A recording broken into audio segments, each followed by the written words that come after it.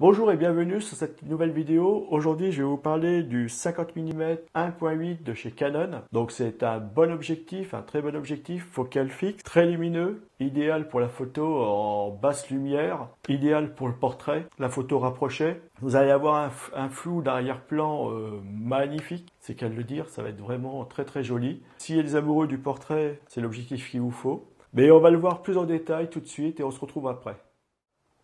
Donc voilà le 50 mm Canon, celui que tout le monde veut avoir dans sa besace de photographe, c'est qu'à le dire. C'est un très bon objectif. Si vous l'avez, vous devez en être content. Et si vous ne l'avez pas, eh ben, achetez-le parce que vous allez faire des belles photos. Alors ce que j'aime sur cet objectif, déjà c'est la focale fixe. Alors c'est un objectif, vu qu'il a une focale fixe, il va développer votre côté artistique. C'est-à-dire que vous allez être obligé de bouger, de changer d'angle, d'avancer ou de reculer vers votre sujet pour le prendre en photo. Ce qui va améliorer votre créativité et vous allez corriger pas mal de choses grâce à ça. Tous les photographes d'ailleurs ont commencé, enfin la plupart ont commencé avec un 50 mm. Alors peut-être plus la nouvelle génération, mais l'ancienne génération, c'est sûr qu'ils l'ont fait, justement pour améliorer leur créativité et les forcer à prendre des photos avec des angles, enfin des choses différentes quoi. Avec un peu plus de recherche qu'aujourd'hui avec les zooms. On se positionne dans un endroit, on zoome et on dézoome et en fin de compte on fait de la photo statique et c'est pas forcément de la bonne photo parce que c'est la photo de tout le monde, hein. On se met tous au même endroit et alors qu'elle là vous allez être obligé de bouger et vous allez voir que votre côté artistique il va évoluer grâce à cet objectif. Alors cet objectif, on va commencer par là. C'est un objectif qui 50 mm, comme on le voit, qui ouvre un 1.8. Alors je vais ôter le vent, vous voyez que la lentille elle est pas mal. 1.8, donc c'est un objectif qui est très très lumineux. Comme vous pouvez le voir, voilà. Vous voyez que le diaphragme un petit peu, comme il est grand ouvert. Alors imaginez un petit peu toute la lumière qu'il laisse passer.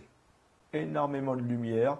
Donc ce qui va être bien pour vous, c'est-à-dire que si vous faites des photos où il y a très peu de lumière ou pas suffisamment, avec un objectif comme ça, il va vous dépanner. Vous allez pouvoir prendre la photo et en plus de ça, vous allez avoir une vitesse correcte et vous n'allez pas être obligé de monter comme un fou dans les ISO.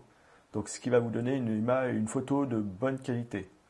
C'est plutôt bien. En plus de ça, avec une ouverture comme 1.8, vous allez avoir un flou d'arrière-plan qui va être génial. Enfin, ceux ici en tout cas donnent des flous d'arrière-plan génial. Moi, sincèrement, je ne l'échangerai pas, je ne le donnerai pas, je le garderai tout le temps avec moi, parce qu'avec cet objectif-là, vous faites de très belles photos. Même si les focales fixes, etc., il y en a, je sais que ça les embête, moi, je le trouve génial. Donc, vous allez pouvoir faire des belles photos. Alors, photo de portrait, hein, ça il est très réputé pour la photo de portrait.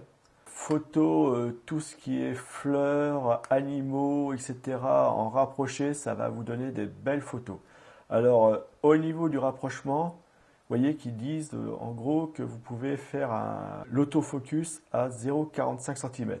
Vous pouvez faire la mise au point à 45 cm. Donc, c'est suffisamment proche pour avoir quelque chose de correct. Ici, vous avez votre sélecteur pour manuel focus, autofocus. C'est-à-dire que là, la mise au point va se faire avec l'appareil. Et si vous le mettez en manuel focus, vous allez faire la mise au point avec la bague. Ici, vous avez la partie qui va être attachée à votre appareil photo. Donc c'est une partie qui est plastique et non métal. Mais c'est pas gênant. C'est là où ce qui fait sa force par rapport au prix. Justement parce que Canon a travaillé un petit peu sur tout ce qui est au niveau où est-ce qu'il pouvait gagner au niveau qualité. Enfin, c'est pas au niveau qualité, c'est parce qu'il est de très bonne qualité, le plastique est de très bonne qualité, mais avoir ici une partie métal coûte plus cher que cette partie plastique, ça c'est évident. Donc c'est là qu'ils y ont gagné, d'où le prix. Cet objectif vaut aux alentours de 100 €. Pour la qualité photo, enfin image, même la qualité du plastique, hein, parce que c'est quand même de la qualité, l'air de rien, il pèse son poids, et on voit que c'est un bon objectif, hein. Donc voilà, et malgré que ça soit avec du plastique, je ne vois pas de traces d'usure. Je l'utilise régulièrement, j'ai utilisé déjà beaucoup de fois pour faire des belles photos de portraits, photos de chats, de près, photos de fleurs, etc. Ça donne de très belles photos. Et je ne vois aucune marque d'usure ou quoi que ce soit. Donc c'est vraiment du plastique de bonne qualité. Je pense que Canon, ils ont une réputation à défendre. Ils feraient pas, ils s'engageraient pas, ils se mettraient pas à faire des choses de mauvaise qualité. Le petit truc que je pourrais reprocher à cet objectif, c'est le bruit du moteur de l'autofocus, enfin son bruit de moteur, quoi. Quand il fait la mise au point, il y a un bruit. Cet objectif-là fait beaucoup plus de bruit que mes autres objectifs. Mais c'est dû au moteur, hein, donc c'est pareil, là ils n'ont pas voulu mettre un moteur de dernière génération. Mais voilà, c'est pas gênant pour moi. Je le savais avant de l'acheter. Je l'ai acheté et j'en suis content. Même avec le petit bruit, je fais des super photos de portraits, j'arrêterai pas de le dire. Des super photos de fleurs, des super photos rapprochées d'animaux. Et j'en suis très très content. Donc voilà ce que je pouvais vous dire par rapport à cet objectif. Je vous le conseille, c'est un excellent objectif. Comme je vous l'ai dit, c'est l'objectif que tout le monde devrait avoir. Et moi, je vous fais le pari qu'une fois que vous l'aurez acheté, vous ne pourrez plus vous en défaire et vous serez content de l'avoir acheté. Donc voilà, vous avez vu en détail l'objectif, le 50 mm 1.8. Donc vous avez vu qu'il est plutôt de bonne qualité. Comme je vous ai dit, le seul reproche que je peux lui faire, c'est au niveau de la motorisation, mais à 100 euros, un tout petit peu plus de 100 euros, on ne peut pas lui en vouloir, hein. Un objectif de cette qualité-là, à 100 euros, vous n'en trouverez pas. Et comme je vous l'ai dit, c'est un excellent objectif. Achetez-le et vous allez voir que votre créativité va augmenter, justement parce que c'est un objectif qui va vous pousser à voir la photo autrement, pousser à bouger, à cadrer différemment. Et en plus de ça, vous allez faire d'excellents portraits. Alors là-dessus, j'assisterai. Parce que toutes les personnes qui l'ont acheté, hein, me l'ont dit, cet objectif-là, on ne s'en séparera plus. On l'a, on le garde.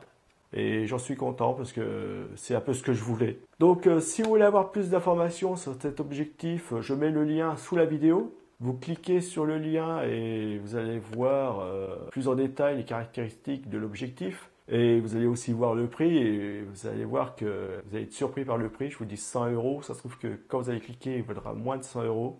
Alors n'hésitez pas, cet objectif-là, je vous le conseille. À mon avis, vous ne regretterez pas. Ça, c'est un achat que vous ne regretterez pas, c'est sûr. Allez-y, je vous le conseille. À mon avis, vous allez l'avoir. Allez, je vous dis à une prochaine vidéo. Merci, au revoir.